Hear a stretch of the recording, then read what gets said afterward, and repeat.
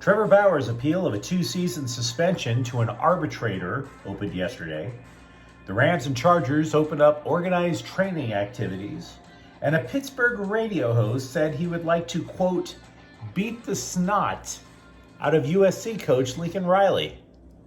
Yeah, okay. I'm James. This is your daily dose of sports and snark for the greatest sports city in the world. This is Faithful Angelenos. It's fantastic out there. I can't wait to finish this and actually get some sun and some air. It's May 24th, 2022. I want to thank the new subscribers who joined our channel yesterday. If you like the content that we've been putting out for the last 3 months, by all means, clickety-clack the like button. Clickety-clack the subscribe button. There's a notifications bell. Hit that. We put out a new video between 9 and 10 a.m. every single day. That'll let you know it's there. Sharing is caring. Let people know we exist. And yes, comment. There's one thing I know. I ain't perfect. Now, my main topic, and we've done other videos on Trevor Bauer before, but because the actual appeal process began yesterday, we want to go through a little bit of that. But before we do, we're going to do the scores and the notes around LA sports. Yesterday, Tyler Anderson, 8 shutout innings. The Dodger bats just beat the daylights out of Washington 10-1. They have a half-game lead in the NL West. Today, by the way, the Dodgers are also going to play the Nationals again. That's Walker Buehler. He's 5-1. Josiah Gray, 4-3 counters for Washington. You might remember that Josiah Gray was one of the 4 or 5 prospects that the Dodgers handed over to Washington in exchange for Trey Turner and Max Scherzer. Also in the WNBA, Las Vegas, 104, Sparks, 76. Oh well. What do you say we get to the notes? The Lakers, this just crossed a couple of minutes ago. Some columnist for The Athletic wrote this long piece about how Russell Westbrook is a disaster. And yeah, okay, fine, we do that. But the note that was added was that teams who want to trade for Russell Westbrook's expiring contract are also asking for a first-round pick. Gamesmanship, never going to happen. Stop it. You see, that's why you always read about these proposed trades online and you look and you're like, why doesn't it ever happen? That's because it's very difficult to match value for value in the NBA. Just saying. The Rams and the Chargers opened up OTAs yesterday. Now, a couple of things that jump out when it comes to the Rams. You might have been saying to yourself, what about Odell Beckham Jr., right? He played very well for them after they picked him up midway through the year. He got injured in the Super Bowl. He's a free agent. Why haven't they made a stronger effort to re-sign him? And the reason is, obviously, because of the fact that he's had surgery. But it's not just that he had surgery. It's that the first time he had surgery to the same body part, the anterior cruciate ligament of the knee, he was gone for almost a year. So if you say, okay, like if you have ACL surgery, it might be less than a year. For him, it was a year.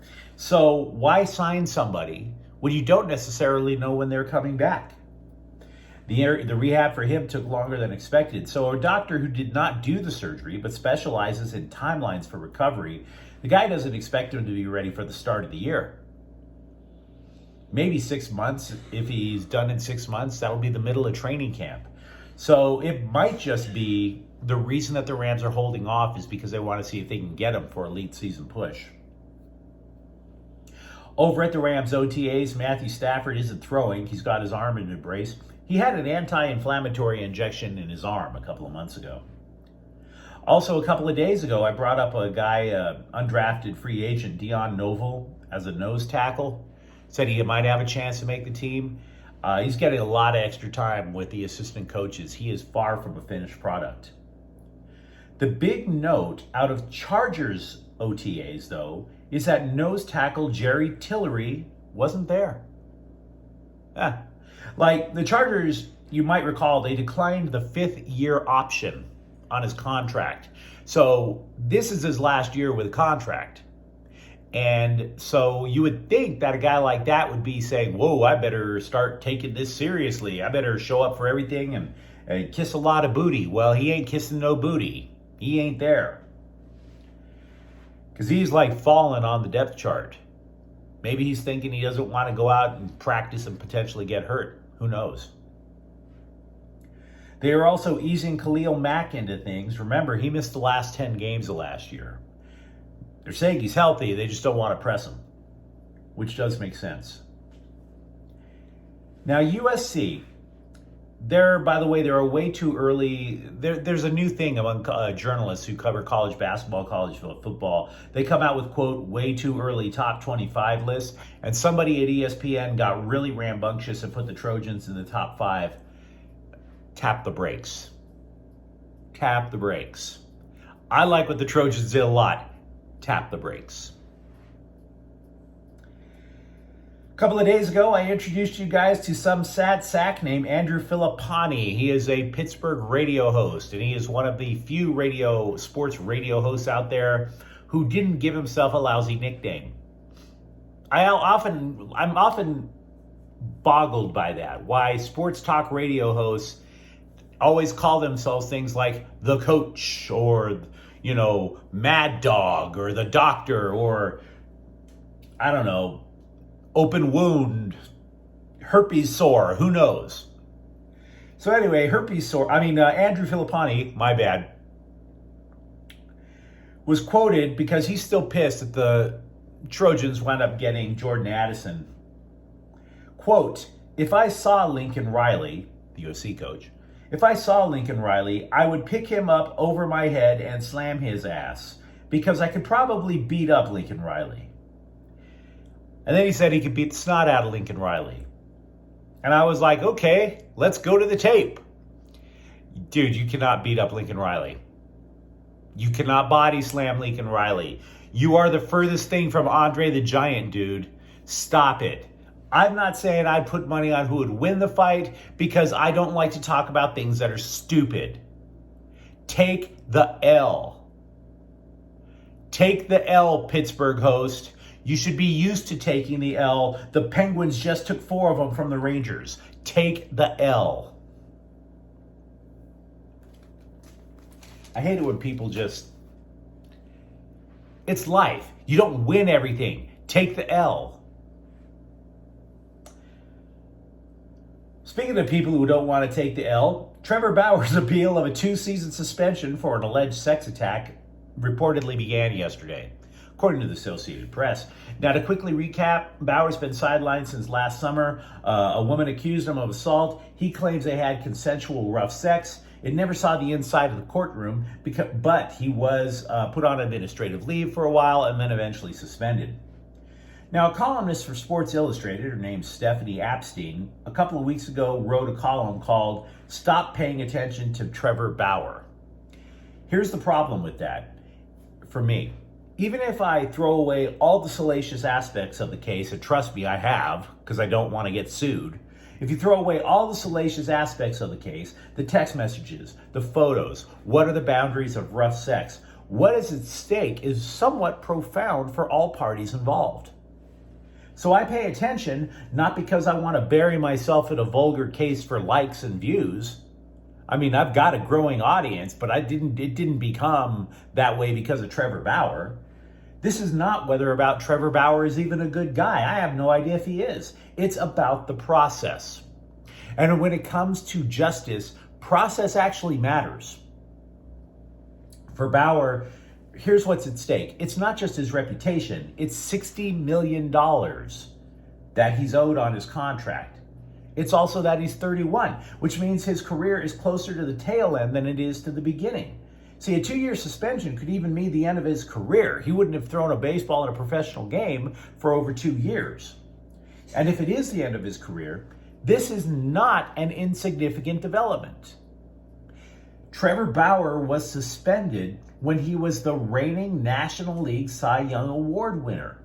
He was considered the best pitcher in the NL the year before, and among the best when he was suspended.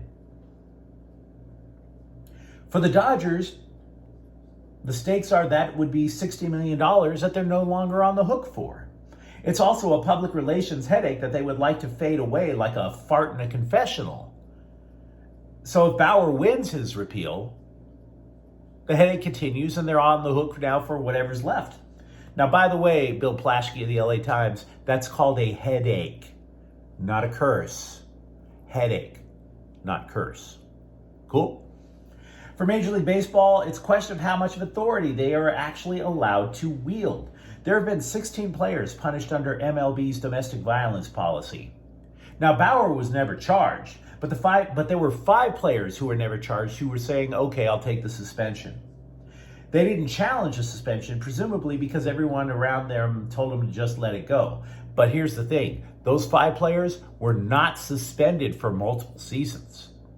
The most anybody ever got was 161 games. That was a guy named Sam Dyson, who I'd never heard of.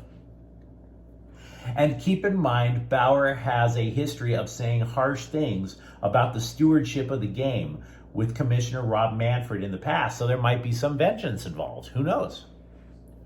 This is an intricate case involving my favorite baseball team. So I'm sorry, Ms. Epstein, I have to pay attention. Now, it isn't clear when a verdict's going to be reached. Multiple sources told The Athletic that the process could stretch deep into the summer.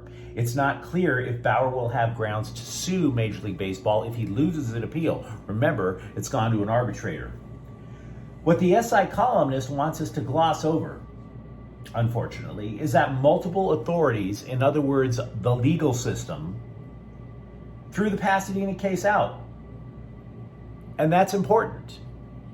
Because the law has to count more than feelings, more than your feelings or mine. The law has to count that way.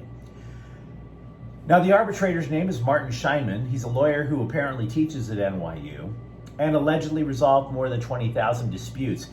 He was chosen by MLB and the Players Union. The process itself is actually going to be part deposition, part courthouse.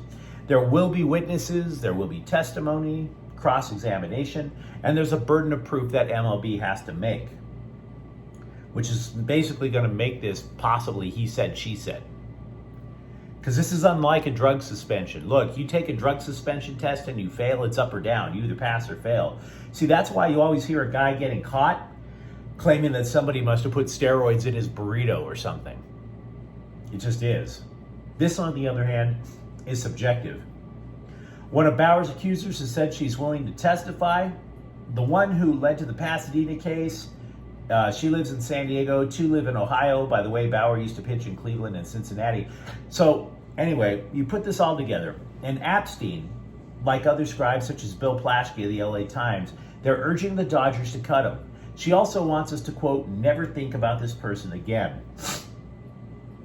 Epstein is saying that we should do so based on the number of accusations and the level of repugnancy in those charges. Plaschke, honestly, I didn't read his columns because I know what he's going to say. I can predict it because he's always writing like he's auditioning for a larger role at ESPN. I know what he's saying before his hands touch the keyboard. There is enough rumor for me to say I would not want my sister to date Trevor Bauer. But if you're asking me to deny him his career and publicly shun him when I don't have proof yet, I can't do that. If I do not pay attention to the Trevor Bauer case, I will fall prey to the whims of emotions that are intentionally being stirred up by journalists, and emotions do not make up the law. That's not enough for me. It can't be enough, because if I were falsely accused, I would want the law to shield me from the blog mob, from the newspaper mob. I would want fair play. So I'm asking for proof that he did it. But the case never went to court. So since I can't have that level of proof, at least give me someone neutral, i.e. an arbitrator, who went through the evidence and drew the correct conclusion. I'll settle for that. Now, you tell me what you think. I know the good people on both sides have had decent arguments to make. If you like today's broadcast, then by all means, like and subscribe to the channel. We are trying to build something here. We'll be back tomorrow. Thanks for watching. My name is James. Faithful Angelenos is a Can Corte El Queso production. Take care.